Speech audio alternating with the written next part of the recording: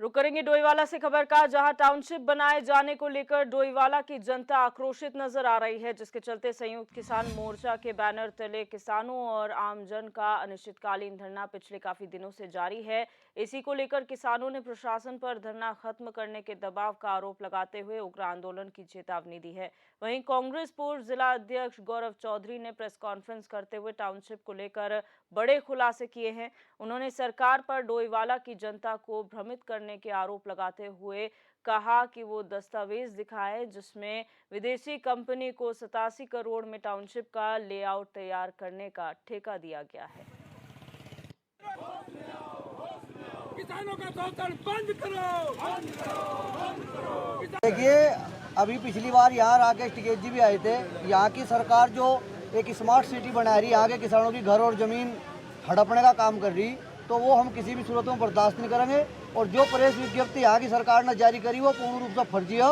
यहाँ की सरकार ने झूठ बोलने का ठेका ले लिया। ये ठेकेदारों की सरकार है, उद्योगपतियों की सरकार है। ये किसानों का बेवकूफ़ बनाकर यहाँ उनके किसानों की ज़मीन और मकान खोजना चाहती है। हम ये कहना चाहेंगे जहाँ कहीं खाली ज़मीन पड़ी है स्मार्ट सिटी वहाँ बना ले। यहाँ डोईवाड़ा में किसी भी सूरत में स्मार्ट सिटी स्वीकार नहीं करी जाएगी। पूरे भारत का किसान डोईवाड़ा के किसानों के साथ कंधे से कंधा मिलाकर लड़ाई लड़ेगा और ये लड़ाई उत्तराखंड सरकार के खिलाफ आर पार की लड़ाई लड़ेगा। हम तो बेवकूफ़ बनते बनते सच्ची बेवकूफ़ बन गए, जो हकीकत है।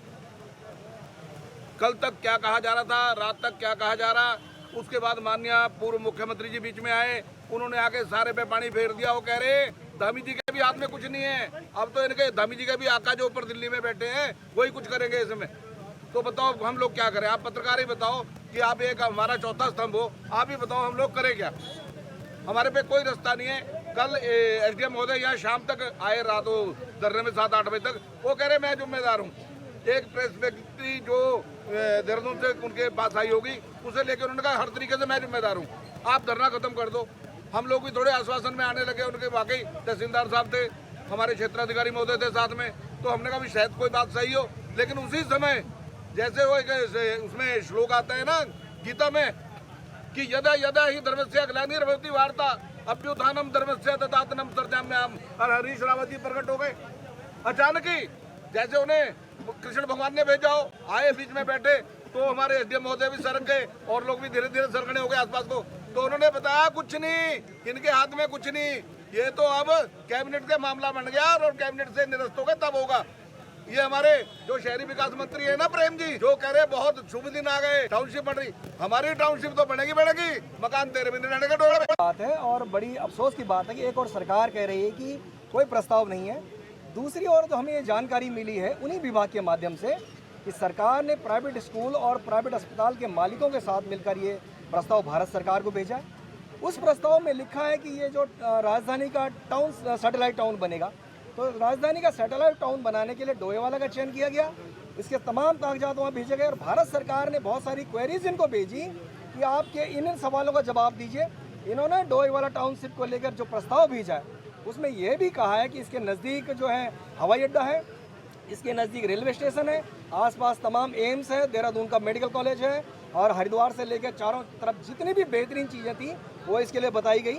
अफसोस की बात है कि आप हिल स्टेट के नाम पर टाउनशिप मांग रहे हैं और जो उसको बनाने का जो काम है उसको मैदान में कर रहे हैं। आखिरकार पहाड़ के 9 जिलों ने क्या मतलब उनका जो है दोष है और उन्होंने ऐसी क्या गलती की आप उनके लिए जो है योजना नहीं बना रहे, उनके नाम से योजना लाने की कोशिश कर रहे हैं और उन्हीं के साथ धोखा कर रहे हैं। अगर आपको पलायन रोकना है तो निश्चित रूप से इस टाउनशिप को जो 500 करोड़ रुपए एक टाउनशिप के लिए मिल सकते हैं उसको पहाड़ में बनाना चाहिए और मैदान पे दबाव न बने। कल के दिन लोग यहाँ खुली सांस ले सके। यहाँ की जो फर्टाइल लैंड, यहाँ का जो गन्ना है, जो चावल है, जो बासमती है, जो जड़ी बूटियाँ हैं, वो संरक्षित रह सके, ऐसा करने की जरूरत है। सिर्फ हमारा सवाल यह है कि क्या कारण है कि ये 87 करोड़ रुपए खर्च करके एक अमेरिकन बेस्ड कंपनी को किसके कहने पे ये काम दिया गया? क्या हमारे पास विभाग नहीं है? क्या हमारे पास उत्तराखंड में ये इस तरह के काम करने के लिए एक क्वेश्चन मार्क है कि है नहीं? तो क्या छुपाया जा रहा है? और इसमें साफ लिखा गया है कि इस कंपनी को टाउनशिप बनाने का, एग्रीकल्चर पे रिसर्च करने का, चाहे वो पहाड़ हो चाहे वो मैदान हो, हमारे यहाँ अपार हर्ब्स हैं, अपार हमारे जो पहाड़ों में जाओगे तो बहुत कुछ है। और ये कंपनी वो है जो वियतनाम में भी काम कर चुकी है, तो ये देवभूमि है। अगर ऐसी कंपनियों को हम उत्तराखंड में रास्ता दिखाएंगे तो हम इस प्रदेश को कहाँ ले जाना चाह रहे हैं।